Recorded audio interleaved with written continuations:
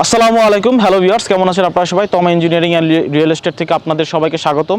দেখুন, এখানে ছাদ ঢালাইয়ের কাজ শেষ, কিউরিং হয়েছে। ঢালাই করার পর যখন ব্লক করে দেওয়া হয়, তারপরে পানি দেওয়ার পর আমরা খেয়াল করি না যে আসলে কতদিন ধরে পানি রাখা হচ্ছে, ছাদটা আসলভাবে কিউরিং হচ্ছে কিনা।